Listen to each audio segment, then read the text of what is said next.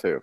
We are live now. Welcome everyone to the Curmudgeon and the Utopian, a wonderfully delightful show with the amazing Gene Epstein and Jeffrey Tucker. Welcome, both of you. That's good to be here. Good to be back after Yes. a few weeks. It's been a while. It's been I tried to actually miss Jeff, and I couldn't believe it. I would ever miss Jeff, but I missed him. I missed you too. Yeah. I worried that as soon as I saw you, I'd just sort of exude with ebullient joy. You saw over the last few weeks, Gene was just becoming more and more utopian to compensate for the lack of Jeffrey in his life. That's right. Meanwhile, Jeffrey turned into a total curmudgeon. So exactly. So we roles are reversed now. Yeah, exactly. Who's this guy? This guy Ben something. He's this young crabby conservative guy. Oh, yeah, I know who you mean. Shapiro. Yeah. And I was thinking about it because I listened to something. You know, he's hilariously compelling. And if you listen to enough, it does tempt you to just become like just a crabby old conservative guy, you know. So. I think I got mobilized by Tucker Carlson recently, though. It was really just going over. But that's a digression. Let's get back to it.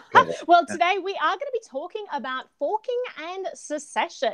Very interesting topic. The right to secede. So, I mean, we've got some examples of this in history. I know that Western Australia put through a petition they wanted to secede, 100 years ago, and then the federal government just kind of ignored it. You have Hutt River in Western Australia as well that seceded in 1970 due to draconian wheat quotas that the government imposed on all the farms. And the government's been fighting them ever since, but they also haven't been paying taxes ever since and been taken off the electoral rolls. So fascinating situation. They've got what's going on in Catalonia and Spain, and the government just kind of refusing the right of the people to break away. And then you had California talking about breaking away as well, which is interesting. And some people are like, no, this is terrible. And others are like, listen, if they don't like the rules imposed by the federal government, why not go and make your own rules and not impose your rules on everyone else? So it is a very interesting topic. And also in light of Bitcoin, when you're talking about governance on chain, when you're talking about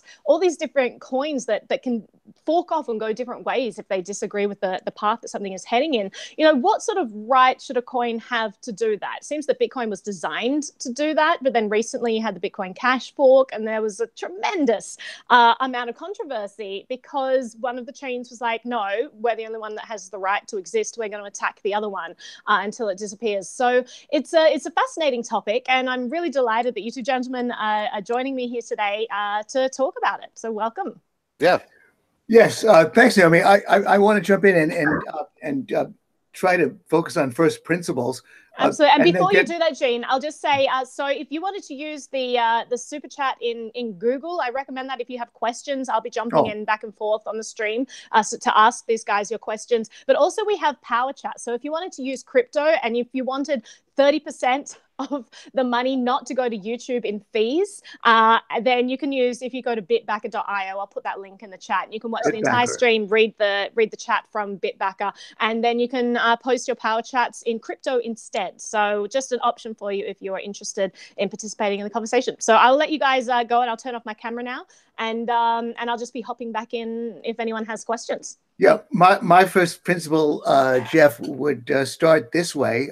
Let's see, I just see you on this small screen, but all right, that's good enough. You see, but my first principle is this, which is that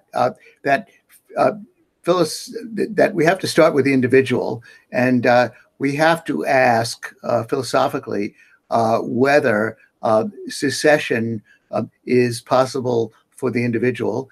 And by secession, I mean, for example, let us say that I were to decide that I'm not going to use any of the money or monies that are extant. I'm just going to use Epstein's. Let's call them Eppies. I'm no longer going to contract in money that other people use. I'm only going to contract in my own money. And I think that would be fine if I wanted to do that. It does highlight the fact that it's going to make it very difficult for me to contract with others, and maybe they're not going to trust me to avoid inflating my own Epsteins. However, that's my right if I want to do that. I would say that most people won't want to do that because I think, again, I've insisted with you that money is a network commodity. There's a general desire, a craving to use the money that everybody else is using so that you can buy and sell anything you want. But my only point is that none of us that to say that individuals don't have the right of secession is to say by implication that there's no right of divorce. It's to say by implication that there's no right to quit an employer whom you can't stand. And that when it comes down to it, all of us individuals have a right to go our own way, as long as, obviously, as long as we don't violate the non-aggression principle and trample on the rights of others. And I that means, I think that, and of course, it also means, by the way, that I have a right to say, well, Jeff Tucker goes to a certain kind of court and a certain kind of police protection business that he likes to go to, but I don't necessarily respect it. Now, if I do that, then I'm possibly posting that I'm a danger to others, and they have a right to think in terms of me potentially as a danger. But I also think that most of us want to get along with others, and that if we are potential dangers, others will be alert to us. So I'm not very worried about that anarchist, ultimately anarchist position about the right of secession by individuals, the right of secession by groups. I will anticipate Naomi's point by saying that the only problem that a knotty problem with the examples that she threw out is that, for example, when the South seceded from the North, and southern states seceded from the North, or when, for example, the 13 colonies broke off from Great Britain, that meant that a lot of minorities that didn't want to do it were not getting their rights respected. So that creates a knotty problem when whole areas decide to secede, and it's a democratic vote. But at least we can, you and I potentially can agree, Jeff, that individuals' right to secede in every conceivable way, if they want to do that, is perfectly fine with us. Do you agree with that, Jeff? I'm glad you spelled out I was going to point out that you're basically advancing a theory of anarchism, because yes, indeed, the existence of the state itself is collectively coercive. And I don't think there's any way to get around that. There's no such thing as a voluntary state. There's no such there's no state that permits people to just leave it, any individual just to leave it. It's necessarily going to accumulate and override people's preferences. So you are advancing an anarchist theory, and that's right.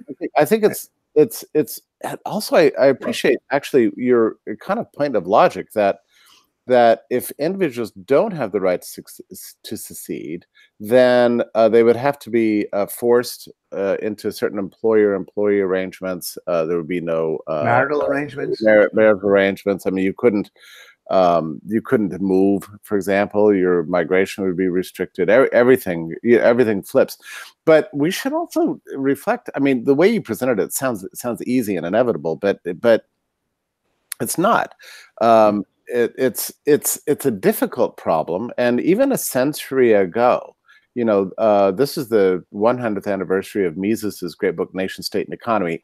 This book written right after World War I, and he's trying to figure out what is the best political future for Europe, and he sees that there's a greater possibility of peace if we stop having these forced unities of peoples who don't really like each other. And he elucidates this new principle to contrast to the monarchical nation state, a principle of what he considered to be more democratic, which is that any people or part of a people who want to separate from a ruling regime should be permitted to do so. And then he goes even further. He says, if it were technically possible to locate this right even in the individual, then it would have to be done. Now, Now, then he couldn't figure out that part of it out. By the way, he couldn't figure that out. But I reread that. I did my little. Okay, but go ahead. That was 1918. He's I think very. I don't want to dismiss Mises's minarchism. It was actually very sophisticated, based on a Hobbesian fear of chaos, that property rights would be looted, that individual rights wouldn't be respected in absence of a state. So he couldn't think his way around the problem. But here we are 100 years later, and we're surrounded by new forms of technology that makes it increasingly viable to recognize the individual right of ultimately pure freedom, right? Just the right of every individual to associate with whatever kind of rule system that we have. And I think the best technological example of that comes from the world of blockchain, where you have these open source technologies that essentially anyone can fork. But even there, you can see that it's highly controversial. I mean, it was a year ago, August, when the first big fork happened within Bitcoin itself, and I remember very well just the panic loosed on the land. It was like, well, the point isn't anarchy. The point is Bitcoin. And we can't have this terrible fork. And there was a lot of worry leading up to that, and then it wasn't actually a problem at all. It wasn't actually disruptive. It just meant the creation of a different coin, using that fork and duplicating that blockchain and running a new token on it, and it was no problem. But then now here we are a year later, and the same thing starts happening to the new fork, and Bitcoin Cash just went through this very hostile fork in the last 2 weeks, and I've heard people compare this, and I wonder if you accept this analogy. You think of Bitcoin as Catholicism, and Bitcoin Cash as, Lutheranism, and now we're seeing ever more divisions and secessions within that. And so you've got, Geneva style Calvinism, you've got English style Puritanism, and now we're going to get, thousands, tens of thousands of American sects, in the 19th century, and that this is the future of crypto. It's a future of what seems like chaos, but actually it's just a future of individual choice. And I support that. Well, yes, I do too. I do, however, wonder if you at least have one difficulty, which is that a while back, I forget which discussion we had, you seemed to deny that money is as far, if you have a spectrum of networks, I know effects. Let me finish the network effects. Then clearly, and you started to insist that all commodities have network aspects. Obviously, all commodities and services do have network aspects to them, but I would submit to you that the service like a haircut or sex work or other things, or examples I could use, have far less network qualities than money does. As a practical matter, there are incentives to want to flourish materially in this world, and that's the whole reason, by the way, why we invent money in the first place. Why not have barter? What the heck? Isn't it more fun to trade eggs for cows? But obviously, we want to facilitate, we want to relieve material uneasiness. And therefore, I do believe that the Bitcoin forking is ultimately going to settle, as long as the state doesn't get in the way, which is always a big risk. It's going to settle on one money or two monies, because by and large, people are not going to believe, are not going to accept the idea of so many currencies, and that indeed the balkanization of money is from states, not from individuals. And the example I gave was that world global trade primarily takes place with dollars, because people have short pencils.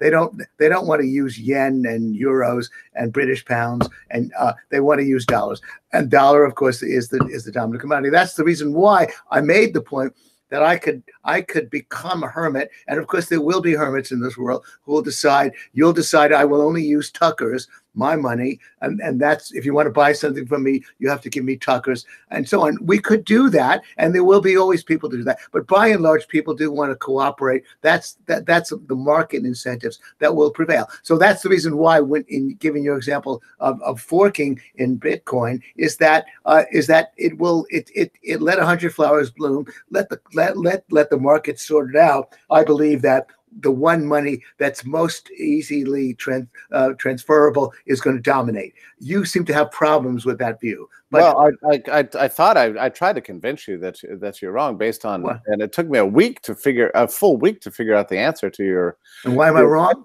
Well, I mean, we can go over this again, but I'll just point out that now that we have money subject to innovation, like we had money frozen for 100 years or several hundred years. So we thought we knew what it was, and your network argument presumes that you're talking about the same good called money, that we know what money is, and once we find it, we're going to stick with it. You don't know what money is, Jeff? Is that no? Well, we don't know what money is. No, we don't know. Money isn't. Well, Mises no, we don't know what exactly how it should operate. What should be the rules? What should be the technologies? How it should scale? Should it be on chain, off chain? Well, excuse me. Let me tell you what money is, Jeff. Of course we don't. We used to think we knew what money is, but now, I mean, these forks are happening for a reason. This is because people think they have a better idea. It's not just that they want to have a brand. You know, it's not as if Bitcoin Cash is the same thing as Bitcoin Core, or Ethereum is the same thing as Cardano, or Smart Cash is the same thing as Zcash. I mean, these are all it doesn't really matter, Jeff, but because obviously Ludwig von Mises didn't write the Bible, he didn't write the Talmud, and it's not on stone tablets. However, you just quoted Mises respectfully, and now you're actually saying that Mises is not a good source since he died on the subject of money and what it does. Yeah. Money is a medium of exchange, and Mises very specifically said that all the other uses of money derive from the fact that it's a medium of exchange, and that money and that when we start with barter, we eventually evolve to the greater convenience of the medium of exchange, and that's what money does, because cows versus eggs are difficult to transfer, and that's what you repudiate, Jeff. No, this is silly. It's like you're telling me, look, we know. I just told you what money was, and you're saying that's not a good answer. What money is? All right. I'm asking you a question. Let me just reduce this to the simplest possible level. We know what shoes are, right? But that doesn't mean there's only going to be one shoe for humanity. There's always going to be innovation in shoes and different purposes of shoes. They serve different. But I tried to tell. Okay, excuse me. I'm glad you just said that you know what shoes are, because now you're also telling me you know what money is. So at least we're on the same page. Money is a medium of exchange. Shoes are those things that you wear to cover your feet. So we know what shoes are, and we know what money is. I'm glad that we've established the first principles of, in this case, of economics and of shoes. So can we build on that? We know the big function of money, but we don't know the specifics of the governance rules. You know, we don't know whether people are going to prefer sandals. We don't know whether they're going to prefer soft shoes or springy shoes, and all of that happens. Okay, but we know what shoes are. We know when money is a medium of exchange. That's what it is, of exchange of goods and services that are unlike each other.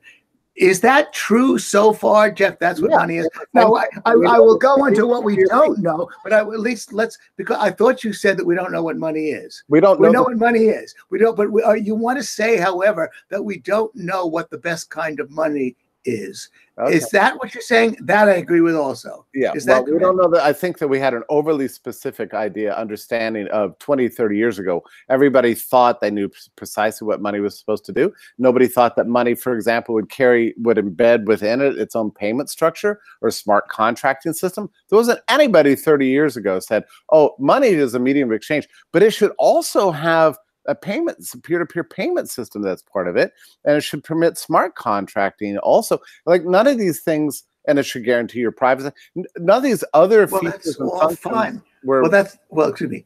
I don't disagree with that. I'm glad you just said that you repeated it 5 times, which is good. Money is a medium of exchange. Okay, we know that, but then what? The only part of it that I do want to suggest to you, but I want to also, by the way, add something that I haven't as yet gotten the opportunity to say, is that there is a strong incentive, because probably we all can also say that people want to relieve their material uneasiness, and they want to be able to travel abroad. They want to be able, they want convenient money. Because convenience is also a matter of relieving uneasiness, and therefore convenience of money also indicates that people will tend to want to use the same money. Because the problem is that if we have 11 different kinds of monies, and if the exchange rates keep altering, that's going to create severe inconvenience. That's the reason why I pointed out to you, which I still believe is a good example, that in this world, global traders who actually do have minds and they do have brains, they tend to want to price things in dollars because that facilitates exchange. So that's another good example of the human tendency to do that. However, so that's all I'm trying to say to you, is that is that the network incentive of money is very special to money and very different from shoes. I could be wearing sandals that with little warmers on with batteries down there to warm my feet, and you could be wearing 7-league boots, and it doesn't matter to me. There's no network effect with respect to the shoes we wear.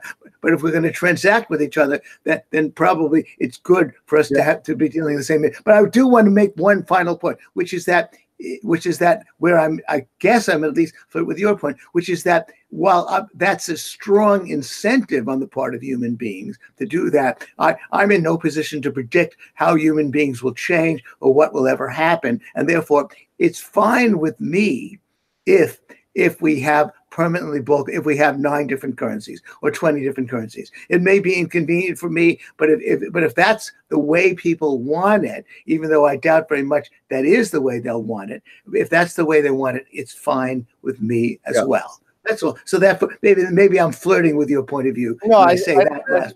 It's all about innovation, and that's what these forks are mostly attempting. Through fits and starts. I wish you'd, aside from saying to me that money is a medium of exchange, I wish you'd acknowledge that there is a strong network incentive with respect to money, an incentive that's definitely there and that seems to be manifest, as I mentioned to you in World Trade. Do you agree with that statement? Incentive. I didn't say it's inevitable. Yeah, I would say in ceteris paribus that what you say makes a certain amount of rational sense. But it's true for other goods too. But I want to run an idea past you, only because I'm afraid we're gonna jump down this rabbit hole of the great conflict between Bitcoin maximalism and no, I'm basically pro fork, and I think you are pro fork. I respect the assignment that Naomi gave us. Yeah. Well, I think your point is just simply that you have doubts that these endless forks are actually going to get us progress towards private money. No, I don't necessarily. No, indeed. Let 100. But the Bitcoin experiment is in its infancy. The crypto experiment is in its infancy, and there is the right of forking. I wanted to use analogies with respect to the idea that I think you and I agreed that there's no such thing as intellectual property rights, what's in your brain, and that indeed that's the root issue that it gets back to, which is that stories. I was going to use different examples of the way in which people take a certain basic tale and how they modify it and use it and improve it, all of that. But you wanted to raise a point, so what we're going to well, I want to run something to see if you find this compelling, even the slightest bit. And it's a little it's interesting how you're opening salvo here, for anarchism. I'm for anarchism too, but it was all a little bit too easy, and I just want to reflect back on why it is that Mises 100 years ago this year was a little skeptical of the idea of the individual right to secession, and I think he didn't think it was technologically possible. But here's the only kind of secession that he imagined that he could envision in 1918 was largely geographic. Yeah. Right. So, and there was no other way to conceive of it, and so he imagined like ever smaller units, mostly bound by factors like language, and maybe religion figures into that, but that's how he imagined political groupings would occur. It was based on some maybe language, which is a reflection of maybe some heritage, which is maybe bound up with religion or something like that. But the point is that and 100 years ago, people couldn't really imagine geographically non-contiguous states. So for example, if I'm in Atlanta right now, maybe I wanted to be part of the same rule-based regime as somebody in Sao Paulo, Brazil. All right, how am I going to do that in 1918? That's not even conceptually possible. Much less, I want to be in the same rule-based regime as somebody in Beijing or Moscow or something like that. I mean, it's just not even wasn't even possible. Even in a limited sense, because we didn't have the communication technology, we didn't have anything really. All we had was even 100 years ago, most of the people we could associate with were in any kind of permanent regime style situation, were geographically bound. In the 21st century, everything has changed. Now we live in a digital realm, and I would say probably today we interact with people in a geographically non-contiguous way more often than we even interact geographically. I mean, maybe that's a toss-up, maybe it's 50-50, but at least half of our lives are spent interacting with people geographically on a non-contiguous basis. And that raises new possibilities of peaceful, universal, individuated secession in a technological sense that Mises couldn't even conceive of 100 years ago. And this is basically because we've moved away from geography as the limiting factor in how we conceive of our associations. And that pertains to money too. So yeah, I've pushed my theory out there. I want to get your reaction. Well, I think you have a good point. It is. I can imagine that people would form some kind of legal structure among those who are simpatico with them, and it would cut across cut across oceans. All of that's possible. However, I do want to say about Mises that I guess from my perspective, Mises was a guy a little bit stuck in European traditionalism, and that his greater incarnation was manifested by the great Murray Rothbard, an American guy from Brooklyn with a twang, who had a little bit more of an irreverent view of the world. And I do. We both did a bit of reading, given this assignment we got from Naomi. I did look at Mises' statements.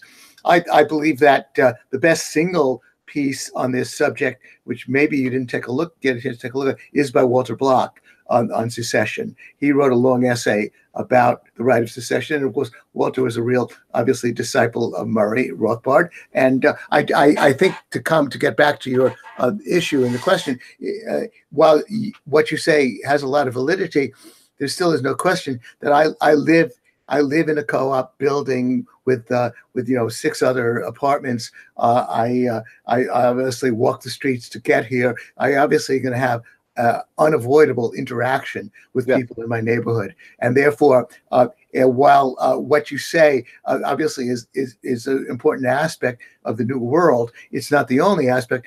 Inescapably, we are stuck in our geography, and Walter makes the point, makes indeed the extreme point, and defends it very well, that the right of individual secession is definitely sacred. We're not nose counters, and it does not mean that if you secede, that you have to move. It should not mean that. All it does mean, of course, is that, for example, if you declare, as I use the example of money, but if I declare I'm not going to respect the laws that everybody else in my neighborhood respects, if I put people on notice that I'm seceding completely from all of those things, then I do potentially become a danger. The reason why I mentioned money as an example and the network effects is that when you and I talk this way, then those who believe in Hobbes, it was really, I think, Michael Humer who made the point that the Hobbesian world,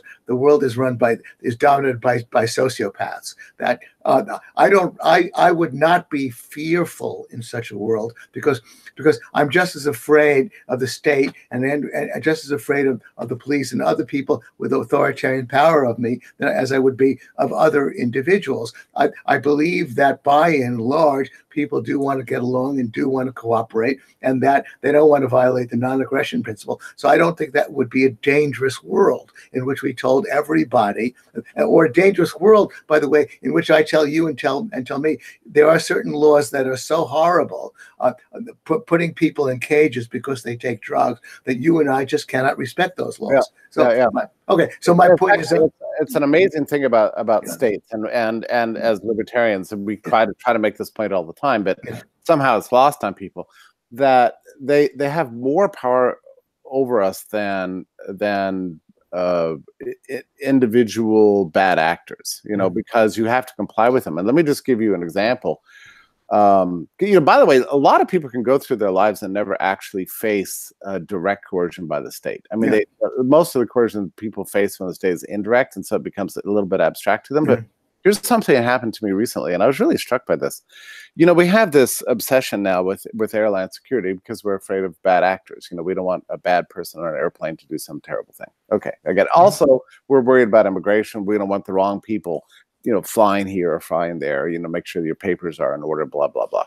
And so we live in fear of this. But I would suggest that it's even more terrifying, the powers that the state has presumed to have over us and our freedom to move. So recently I was in Bermuda for a conference, and I don't know, I've got some ancestors from Bermuda, and that's a beautiful place. I don't know if you've ever been there, but it's just absolutely ravishingly gorgeous. I mean, it's incredible. Then I was on my way out, and when you get through the first level of security, you immediately enter into what they call American sovereign territory. And so the rest of the security apparatus at the Bermuda airport is entirely an American function. It's not Bermuda or an English function. It's entirely American. So you're in America when you're trying to board the plane. You're in America already, and the TSA is in charge. So I went up, and I was dressed, I don't know, like I always dress, and they said, what are you doing here? Oh, what'd you do here? Where are you going? Blah, blah, blah. And they started asking ever more invasive questions like, where exactly do you live, and how do you get to work? And, how can you spend so much time in Massachusetts? And all these weird questions, and questions that if you asked me, I would say, hey, cut it out, Gene, none of your business, right? But a government agent asks it, and you have to answer, and you have to stay calm, and you have to give the right answers, and you don't have any choice about it. So it already makes you feel a little strange. Like, how can another human being force me to cough up these kinds of answers? So I gave him my passport. She said, hold on, and took it over to a security official who told me to sit down in this isolated room, by myself, while they held on to my passport, doing I don't know what, some kind of deep background check on me or something like that. You know that I sat there for 45 minutes. Now, and every time I stood up to try to ask a question, somebody would bark at me, sit down and wait. So I'm sitting there thinking, I'm kind of in prison here, like I have no volition about me whatsoever, and there's nothing I can do about it. If I tried to resist, they would shoot me dead. It's actually a terrifying experience.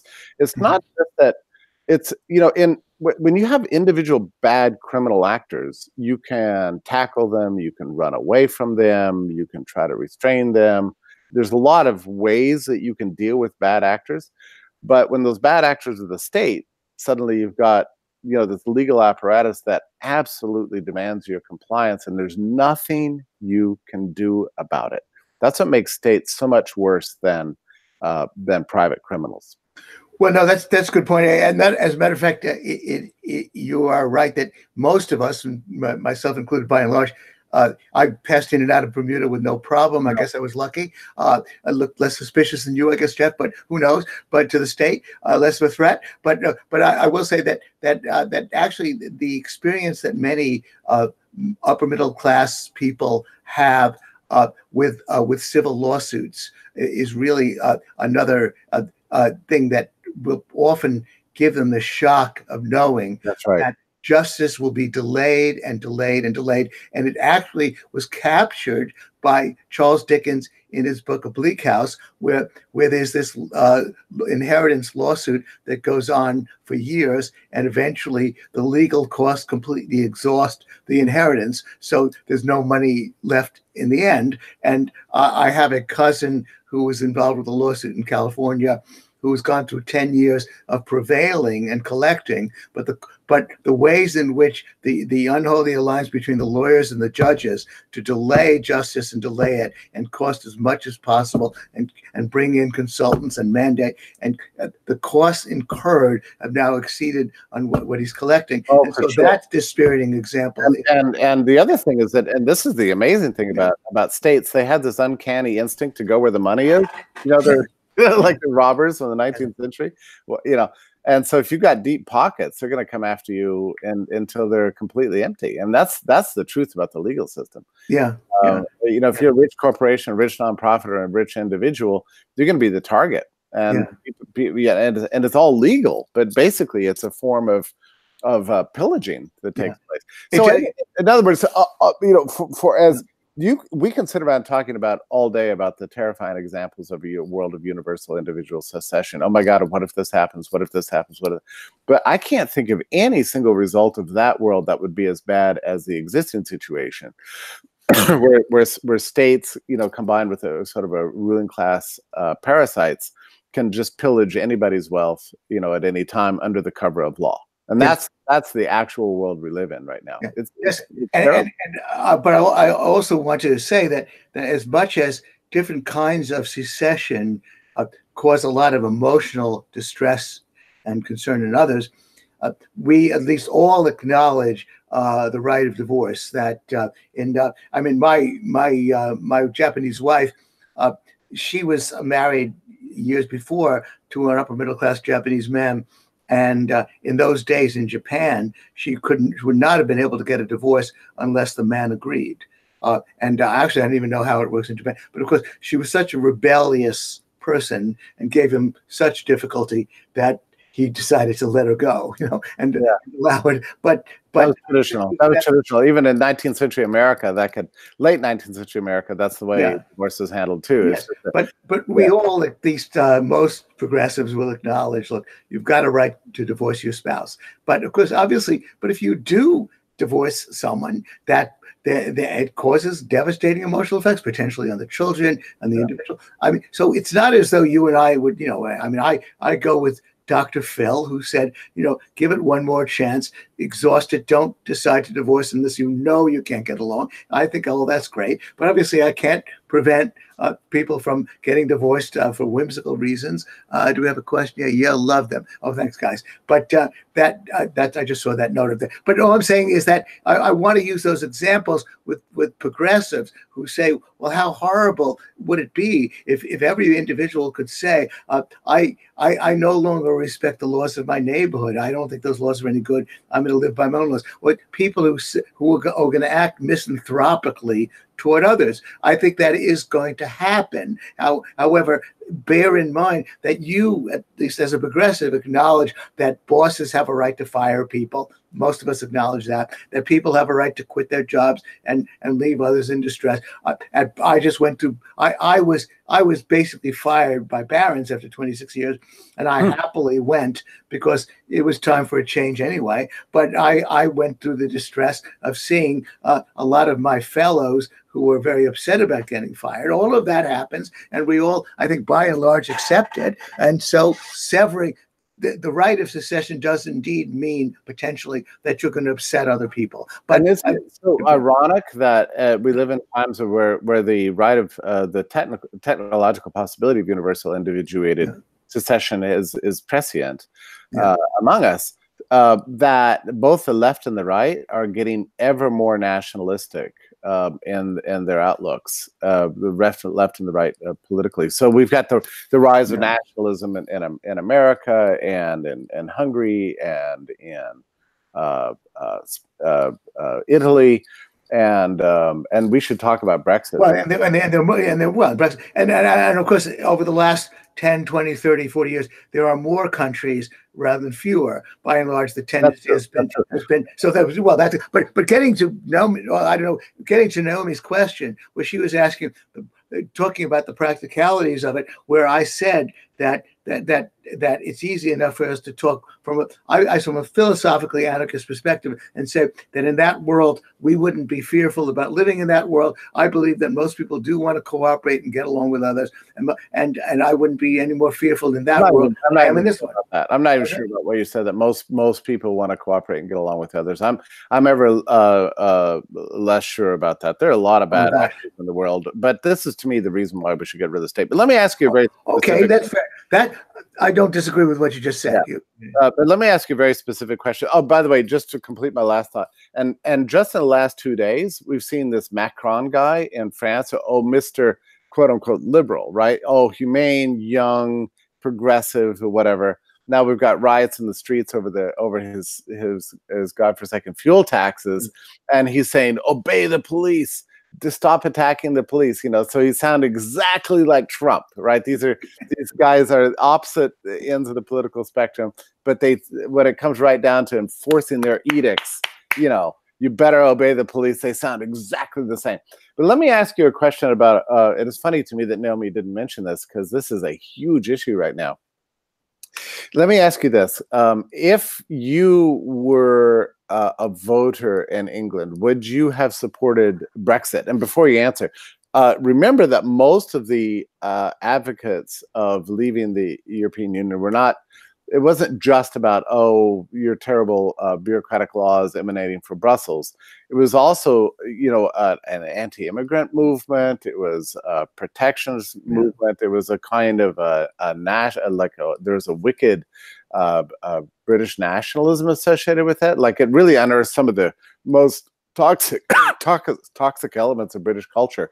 And yet you're telling me that, oh, secession is a good thing. Would you have supported Brexit? I would have, but I would have had to hold my nose. Well, no, that exactly. You put it well. That's exactly my answer. I was about to. I would have had a lengthier answer. I would have had to hold my nose. But no, but I don't mean to say that secession. Look, I could observe two people who are just difficult and they don't get along, and I think it's unfortunate that they're getting a divorce. Maybe they should try to get along. Maybe I don't respect it. So I'm not saying that I necessarily think secession is a good thing. I just think it's a natural right that's inescapable, and I don't have any fears about a world in which everybody has a right to secede. But although I wish many times they would cooperate. That's often not the choice we're given. I mean, it's not like, oh, we either have these gigantic nation states or an individuated right of universal right of secession. What actually happens in the real world is that gangs demand the right of secession in order to impose another form of draconian rule over the rights of individuals, and that's a serious problem. Well, okay, Simone, maybe that segues into. I thought we haven't yet answered Naomi's initial question, which is that the knotty problem that obviously you and I just said that we would hold our nose and vote for Brexit, but then what about those people who are feeling terrible about the consequences of Brexit, in particular immigrants? I actually have friends who've been living in England.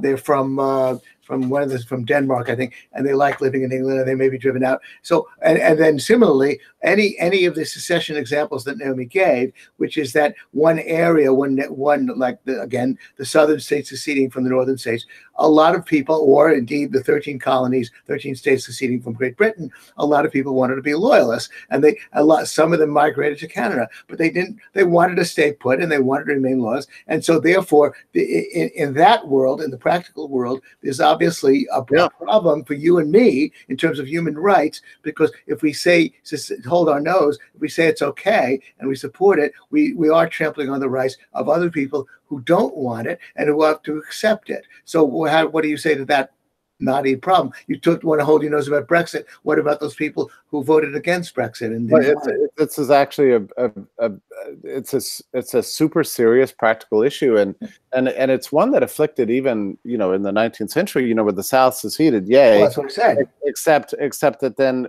North Alabama tried to secede from the Confederacy, and they were stopped.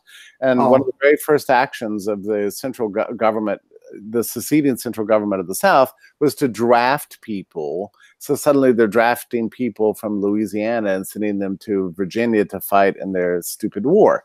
So, and then not to mention the fact that, the entire population of slaves was never allowed the right of secession. So the thing gets really muddy and difficult when it's not individuated, when there's gangs. Mm-hmm. And I think that in the case of Brexit, I don't think it's an easy thing. And I have friends of mine who are like free market libertarians in the UK that were against Brexit for this very reason, because they thought it was going to bring to power some of the worst elements. The only thing I would say about this is that in general, I think we should support secessions, if possible, under any circumstances. But part of the reason for that, and I would say the same thing is true of Scottish secession, even though that movement's mostly a left socialist movement, is that the smaller the state, the more dependent the territory gets on free trade. Yeah.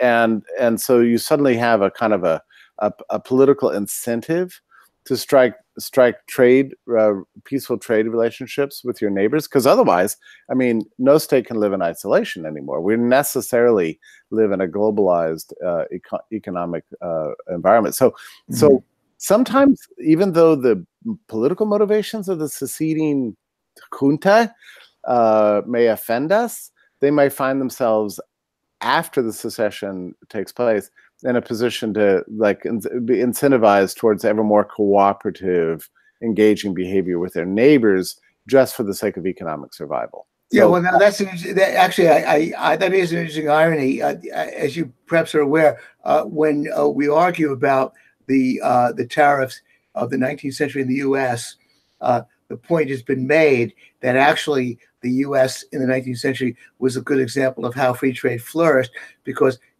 we did have 48 states that had no real trade barriers and similar currency, and so there was an enormous amount.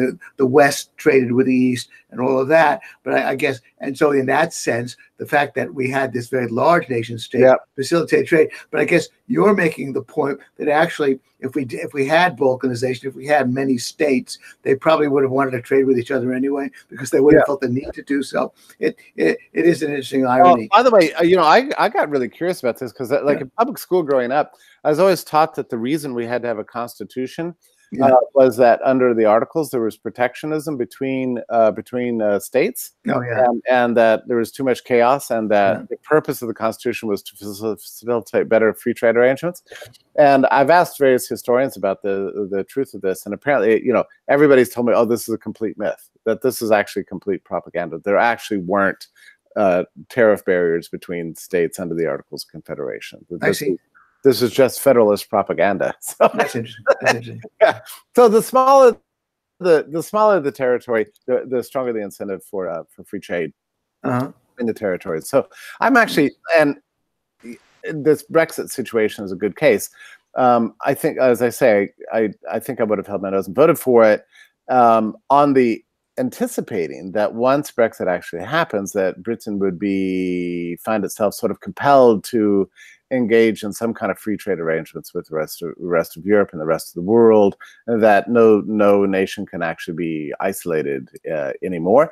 And that seems to be the way things are going. There's the EU just issued a 600-page document that has to be ratified by Parliament for the conditions of exit in March, and it mostly tries to preserve, many of the trade arrangements from which Britain benefited mightily during the period in which they were part of the EU.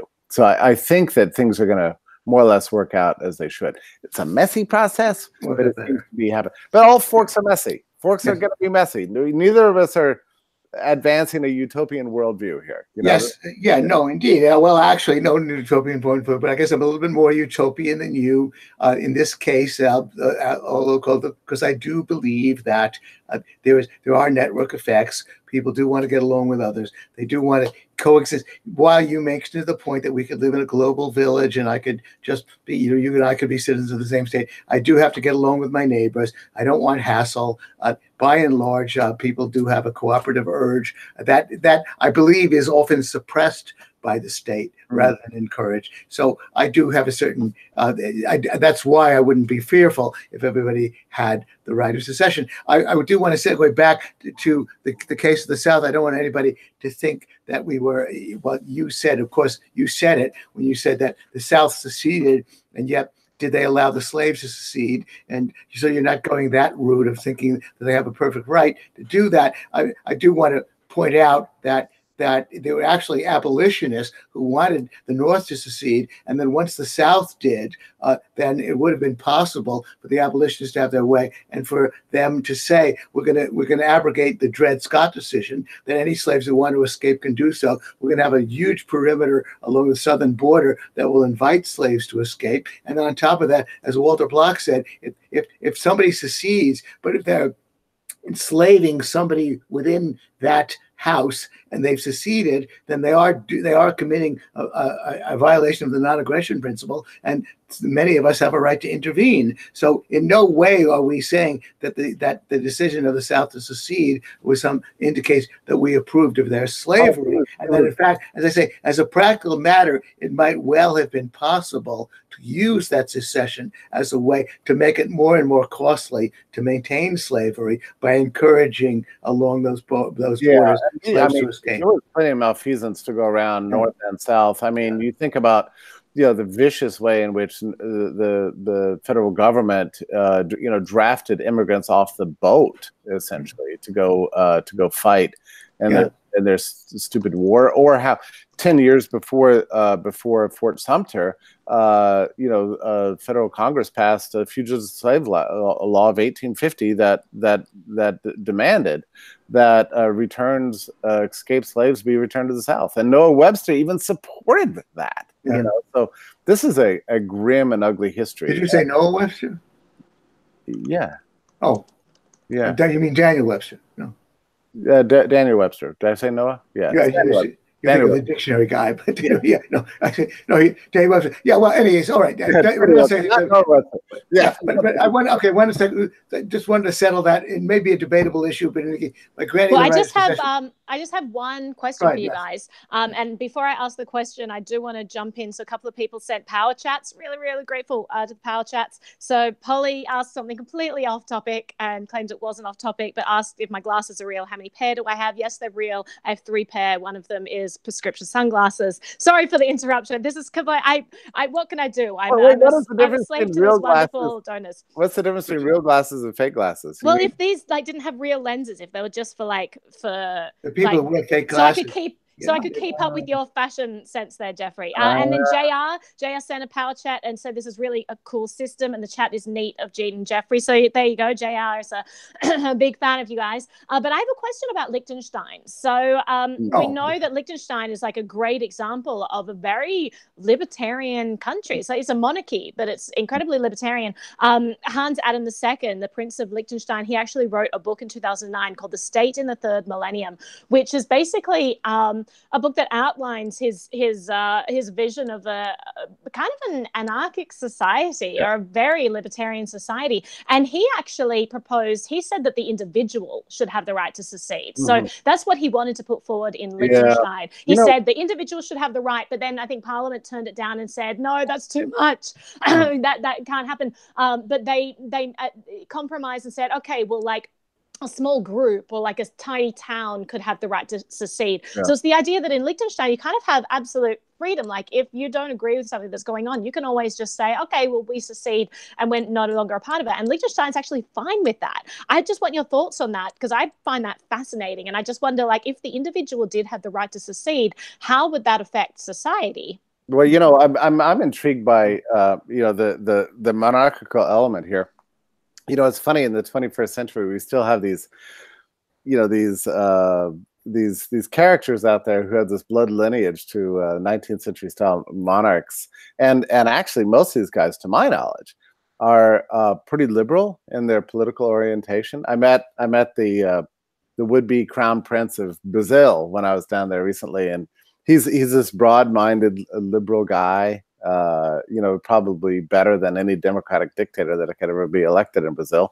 And then you've got this guy, in Liechtenstein. You've got these kind of remnants of the Habsburgs, in Austria. I remember meeting the crown prince of the Habsburg Empire, and again, liberally oriented, really classically liberal in his outlook, and very humane. And none of these guys like democracy. They all want to return to monarchy, but they're also big believers in freedom. So there's a funny little irony. It's all great. Okay, but you didn't address Naomi's specific question. That's a nice comment, Jeff, about the monarchy. But she's asking, individuals in Liechtenstein have a right to secede. How would that affect society? I do think that we are stuck with the idea that if individuals don't have the right to secede, then they don't have a right to quit jobs or get divorced. The consequences of quitting a job or firing somebody or getting divorced or severing a friendship, all of those things can be devastating to others. But we all grant them those rights. But if you want to say that, For example, you secede from the legal system. That's the difficult question. I don't respect the laws. Well, okay, if you're going to secede and make that declaration, you do have that right, but others have the right as well to be on their guard about you. I'm not going to be fearful about that world in which everybody has a right. Everybody has a right to secede from anything, from any agreement. Sure. And any state, and you have a right to declare. Well, I don't. Well, what if I were to say I don't respect the law against murder? Well, if you're going to say that, then others have a right to be on their guard and possibly to have a little preemptive action against you. All of those things are possible. I'm not fearful about that world. Maybe that's not an adequate answer to Naomi's question, but I believe that you have a right to secede from anything, and if you become a social menace because of it, then others have a right to respond. But I'm not fearful about that. What is your answer to the question? The more liberal the state, the less incentive there is to leave it. So exactly, that's part of it too. And so the right of individual society actually incentivizes states to be less egregious. I mean, if your taxes were 5% and you were otherwise given complete freedom of association and civil liberties and everything else, there's a few malcontents out there that would say, okay, to hell with this, I want out. But it's actually not likely. Like, the more liberal the state, the less likely you are to secede from it. And then Liechtenstein can make these kind of declarations because it is a liberal state. Well, that's right. And also, see, it segues into forking and all the other issues, and maybe getting back to John Stuart Mill's perhaps excessive faith in the idea that if you permit freedom of speech and press, that's when you'll get the best ideas will come to the fore. Now, you and I don't necessarily have faith that will always happen, but there's certainly just as much of a chance that will happen. Similarly, if people want to make declarations and say that I secede, I will make the declaration, as I imagine you will. I secede from the agreement that if somebody takes drugs, that I'm going to turn them into the cops, or sells drugs, I'm going to turn them. I completely secede from that. Now, that's I believe a constructive statement about how best to get along with others, that they have a right to put into their mouth whatever they want. I secede from the statement that people, if they say I hate the state, they have a right to say that. So we might have a more creative society, very likely have a more creative society. I don't put my faith in that, but I do think that it's inescapable that people have the right to secede. Similarly with forking and every other kind. If you can take somebody's idea and then lift it, you might be able to improve on it. That's really the story of art and music, and people steal. I think it was T.S. Eliot who originated the statement: the profession, the amateur borrows, the professional steals. No, that was said about art. Oh yeah, that wasn't T.S. Eliot. T.S. Eliot never said anything interesting or profound in his whole entire life. I didn't mean to offend you because he was a Jew hater. Is that what you don't like about T.S. Eliot? He was definitely. Somebody said that anyway, Jeff. He was a Jew hater, but he was also a eugenicist. T.S. Eliot did steal from James Joyce. Anyway, artists steal from each other. I think that was Steve Jobs who said that. Okay. Well, by the way, I detected your annoyance at my answer concerning the monarchs, and I get it. No. It's just that you didn't respond to Naomi's question. I'm sorry you haven't met a lot of monarchs in your life, and I pledge to do my best to keep this up. Well, no. I'm sorry, Jeff. I wasn't annoyed by the idea. I thought, well, gosh, come on. She asked a question, and the answer to the question was, what about? Don't we have danger of people secede? And she said, "Oh, groups of people can secede." Well, no. Again, I guess Walter Block put it well. The libertarian doesn't do nose counts. If 5 people or 10 people or 20 people have the right to secede, then one person does. People are their own sovereigns. That's individual sovereignty. I was recently getting into that issue with somebody. We are individually sovereign over ourselves and over our property, and there is no consumer sovereignty. By the way, there's only individual sovereignty. But an individual, if they are sovereign, they do have the right to secede. And as disturbing as the implications of that are, I beg people to recognize the potential that it could make for a better world, an improved world. Yeah. People actually had to consider. And fewer Nazis following orders, and fewer people all of that, and more liberal states. I mean, like if the French today had the universal right of secession, so that you could just make your own deals for gasoline, for God's sake, then there wouldn't be riots in the streets and wouldn't be fires everywhere, and the cops wouldn't be unleashed on everybody, and Macron wouldn't be acting like a dictator, which is what he's doing this morning to enforce his stupid central plan. It turns out Macron and Trump are, the same types. I mean, in the end, the state, no matter what brand it is, if it gets overweening and too costly, they all basically become tyrannical, regardless. And secession is the ultimate check on that, and truly a liberal idea. It's an extension of the idea of human freedom, and more technologically possible now in the 21st century than it ever has been. So I think it's an idea that as time has come. And the fork, is a beautiful metaphor for and forking. Shakespeare stole his stories, and the great plots were the great Arthur Lancelot Guinevere plot was probably best done in Casablanca. The noble guy has no sex appeal; the flawed man does. Bogey played the flawed man. Paul Henry was the noble guy. The Arthur versus the Lancelot, and the woman always goes for the flawed guy. And Bogart heroically gives her up and says, "You have to stay with the flawed guy. We can't meet anymore. We can't have sex anymore." So he improved. Casablanca improved on the Arthurian legend, and they stole. That was forking. That was saying, I'm going to take that idea and take it in another direction and bring it to a new level. That's what's been happening with art. People would have sued Shakespeare every day of the week for stealing from others. The guy who published Plutarch's Lives, so forking is creative, as you and I know. And so the only thing, again, I would just differ with you and say we do have to live with our neighbors geographically. That's inescapable. So that always will be a problem, despite the new technology. That's the only footnote I would I think, and I don't disagree with that. I'm only trying to draw attention to the newness of the possibility of geographically non-contiguous associations. And I think that's, yes, it's a minor issue right now, but I think it's really exciting. We've never had that before. So, give you the last word, Jeff. We've exceeded our hour. My last word is I'm impressed by your Shakespearean erudition. You say a lot of smart things, but that was really nice. I got to go back and listen to that. Thank you, Naomi. You both say a lot of smart things. I've been writing quotes in the chat, and people have been adding in their favorite Gene and Jeff quotes. I think I might start to make placards to send that out. I'm surprised, Gene. I'm disappointed that you've stopped saying things like "stop using your ignorance as a weapon," or "if you would get your head out of your ass for 1 second, and you'll hear what I'm saying." But meanwhile, I think Jeffrey's favorite one today that I had was "I'm sorry that you haven't met many monarchs in your life, Gene. I'll make it my mission to introduce you to some." I thought that was quite great. But this was wonderful, guys. I really, really appreciate you being here and sharing your expertise with everyone. And both of you are on Twitter. Everyone can go and find you there. I think Gene's is @Gene Soho Forum, and Jeffrey, yours is Jeffrey A. Tucker. Is that right? Yeah. Right. So you can follow these guys. They do a live stream, regular one on my show. So make sure that you subscribe and check that out. And if you're not part of our Telegram group yet, then go and hang out there, because it's always a lot of fun.